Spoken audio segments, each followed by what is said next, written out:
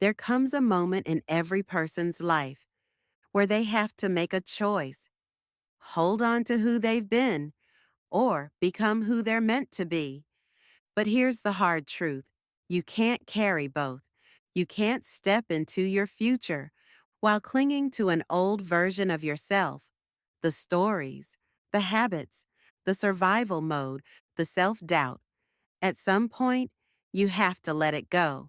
Not because it wasn't real, but because it's no longer who you are. Welcome to Words from the Mind. Today's episode is a reminder that becoming requires releasing, and the person you are becoming deserves space to breathe. Who you were served a purpose. Let's start here. You don't need to hate the old version of you. You don't need to judge them because that version, they survived. They got you here. They did what they had to do with what they knew, with what they had, with what they were carrying. But the same armor that once protected you may now be weighing you down. You can be grateful for who you were and still outgrow them. You can say, "Thank you for getting me through that." And also, "It's time for me to move forward now." The fear of letting go. Letting go isn't easy. Even when we've outgrown something, it can feel terrifying to release it. Why? Because the familiar, even when it's painful, feels safer than the unknown. You might ask, if I let go of who I was, who will I be? And that's the beautiful part. You get to find out. You are not here to stay the same. You're here to evolve, to shift, to shed old skin and rise in new strength. But you can't become the person you're meant to be while apologizing for no longer being who you were, who you are becoming. So, who are you now? You are not your past. You are not your trauma. You are not your patterns or your pain. You are becoming more aware, more grounded, more self-honoring. You're learning to speak up, to set boundaries, to choose peace over pleasing, healing over hiding.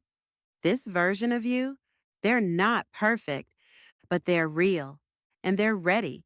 They want to stop pretending. They want to stop shrinking.